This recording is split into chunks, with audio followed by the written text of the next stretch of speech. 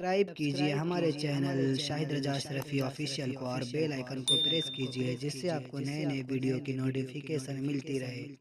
تو ناظرین، آج کا بیان حضرت ثاقب علی نوری کا بیان رہے گا، نوجوانوں کو ایک پیغام دیتے ہوئے۔ تو وہ پیغام کون سی ہوگی؟ چلیے تو بیان شروع کرتے ہیں۔ ہمارا ملک جوانوں کا ملک ہے اور ہمارے ملک کی آبادی کیا 65% اگر 65% دیکھا جائے تو ہمارے ملک کی آبادی جوانوں پر مشتمل ہے۔ لیکن ایک سوال میں اپنی قوم کے جوانوں سے پوچھنا چاہتا ہوں، ملک کی ترقی میں، قوم کی ترقی میں، ٹیکنالوجی کی ترقی میں، دنیا کے دوسرے معاملات کے اندر ترقی کے اندر ذرا خود کو تلاش کرو کہ ہم کہاں ہیں؟ کیا ہماری قوم کا نوجوان ترقی کی اس راہ پر گامزن ہے؟ کہیں ملک کو ریپریزنٹ کر رہا ہے، کہیں قوم کو ریپریزنٹ کر رہا ہے، کہیں اسلام کو ریپریزنٹ کرتے ہوئے دکھائی دے رہا ہے؟ تو اگر میں یہ کہوں تو غلط نہ ہوگا۔ عرض یہ کر رہا تھا کہ ہم اپنے نوجوانوں کو تلاش کریں دنیا کے ان شعبوں کے اندر جن شعبوں کے اندر دوسری قوم کے نوجوان اپنا پریزنٹیشن پیش کر رہے ہیں اور اپنی نمائندگی پیش کر رہے ہیں۔ ہم نے اپنی جوانی کا مقصد کیا سمجھا؟ کھاؤ پیو موج کرو۔ ہم نے اپنی جوانی کا کیا مقصد سمجھا؟ Lavish life گزارو۔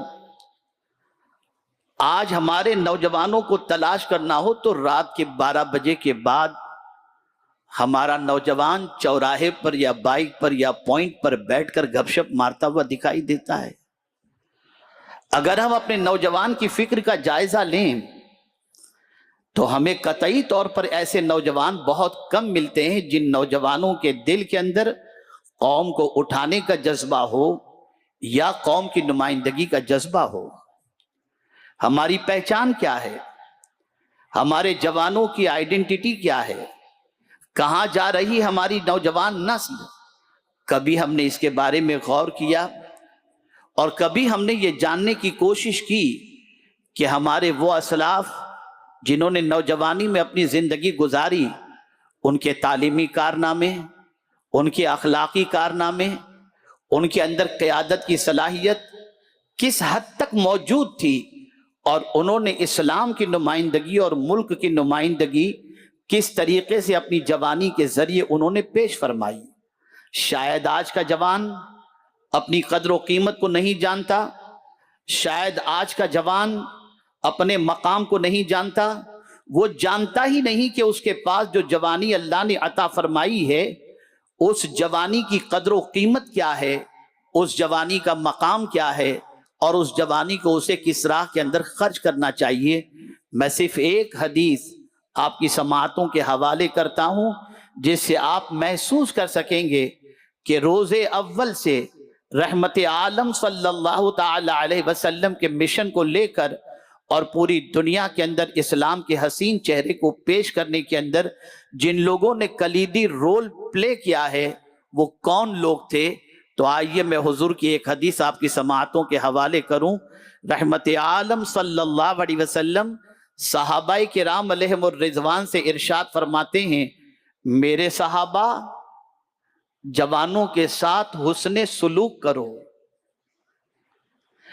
اس لیے کہ جب میں نے لوگوں کے سامنے اسلام کی دعوت پیش کی تو بوڑھوں نے میری دعوت ٹھکرا دی، جوانوں نے میری دعوت قبول فرما لی۔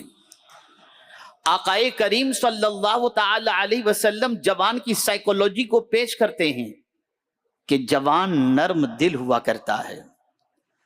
آپ اندازہ لگائیں، رسول رحمت صلی اللہ علیہ وسلم کی دعوت قبول کرنے والوں میں صدیق اکبر کی زندگی دیکھیں، 37 سال کی عمر ہے۔ فاروق اعظم کی زندگی دیکھیں، ان کی بھی عمر کم نظر آتی ہے حضور صلی اللہ علیہ وسلم سے۔ اور مولا علی کا تو کہنا کیا، سب سے چھوٹے ہیں لیکن مشن مصطفی صلی اللہ علیہ وسلم میں ساتھ دینے کے لیے وہ آمادہ ہوتے ہیں۔ आप जरा सोचो, वो इस्लाम जो रसूल रहमत सल्लल्लाहु अलैहि वसल्लम मदीने मुनव्वरा और मक्का मुकर्रमा से लेकर के निकले, उस इस्लाम की आबियारी के अंदर जवानों ने अपनी जवानी कुर्बान की है। उन्होंने उस रास्ते पर कदम बढ़ाया जिस रास्ते पर चलने के बाद जवानी का मकाम भी लोगों के सामने आशना हो जाए, और जवान जिस मकाम के लिए और जिस अजमत को हासिल करने की सलाहियत रखता है, अल्लाह के रसूल सल्लल्लाहु अलैहि वसल्लम के सहाबा ने उस तरीके से अमल करके दुनिया को बताया। अगर मैं ये कहूं तो गलत न होगा कि नज्जाशी के दरबार के अंदर इस्लाम को रिप्रेजेंट करने वाला कोई और नहीं था, हजरत जाफर तैयार थे जो एक नौजवान थे। और हुजूर का आखिरी अमल रसूल रहमत सल्लल्लाहु अलैहि वसल्लम का अगर आप देखें कि जंग के लिए आकाए करीम सल्लल्लाहु अलैहि वसल्लम ने जिसके हाथ में कमान सौंपी थी वो कोई और नहीं था, 17 साल जवान हजरत उसामा इब्ने ज़ैद थे। आप जरा सोचो, आज का ये अजीमुशान इज्तिमा, अगर मैं ये कहूं तो गलत न होगा, जिसमें एक बहुत बड़ी तादाद बल्कि 80% तादाद नौजवानों की है। इसलिए मैंने भी महसूस किया कि आज का अगर हमारा नौजवान बेदार हो जाए तो हमारी पेशानी पर जो जवाल का कलंक लगा हुआ है और बदनुमा दाग जो लगा हुआ है, उसे धोने की हमारा जवान आज के दौर में सलाहियत रखता है। किसी कौम का नौजवान अगर संवर जाता है तो वो कौम संवर जाती है, और किसी कौम का एक नौजवान बिगड़ जाए तो पूरी कौम बिगड़ जाती है।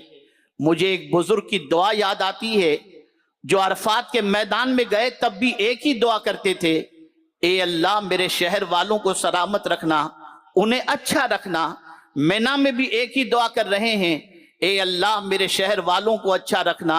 इसी तरीके से मुज़दलिफा में भी यही दुआ कर रहे हैं, ए अल्लाह मेरे शहर वालों को अच्छा रखना। किसी ने पूछ लिया आप आए हज के लिए, न अपने लिए दुआ कर रहे हैं न अपने घर वालों के लिए दुआ कर रहे हैं। अल्लाह अकबर, आप तो अपने शहर वालों के लिए दुआ कर रहे हैं। आप जरा सोचो और उस दुआ की तरफ तवज्जो को मबजूल करो, और उसके बाद मुआशरे का बसने वाला हर नौजवान और हर जिम्मेदार अपनी जिम्मेदारी को महसूस करे। उस बुजुर्ग से पूछा गया, जरा ये तो बताइए कि न अपने लिए दुआ कर रहे हैं न घर वालों के लिए दुआ कर रहे हैं, शहर वालों के लिए दुआ क्यों कर रहे हैं? जवाब में इरशाद फरमाते हैं, मेरे ही तो शहर के अंदर मेरे बच्चे भी रहते हैं, मेरे रिश्तेदार भी रहते हैं, मेरे खानदान के लोग भी रहते हैं और दूसरे लोग भी रहते हैं। अगर मैंने शहर वालों के लिए दुआ की तो क्या गलत की? इसलिए कि शहर का एक बच्चा भी सही रहा, शहर के लोग अगर सही रहे तो हमारे बच्चे भी सही रहेंगे, और शहर का एक बच्चा बिगड़ गया तो डर लगता है कि उसकी सोबत से हमारा बच्चा भी बिगड़ ना जाए। क्या ये बात सच नहीं है? हमारे मुआशरे के अंदर, मोहल्ले के अंदर एक बच्चा बिगड़ जाता है तो न जाने कितनों को नशे का आदी बना देता है। हमारे मुआशरे का एक नौजवान अगर ज़िना के अड्डे का आदी बन गया तो न जाने कितनों को उस ज़िना के अड्डे तक ले जाता है। एक शराब के नशे में धुत होने की आदत बना लिया तो न जाने कितनों उसको शराब का रसिया बना देता है। ऐ नौजवानों, मैं तुमसे कहना चाहता हूं, अब ये सारी चीजों को बंद करो।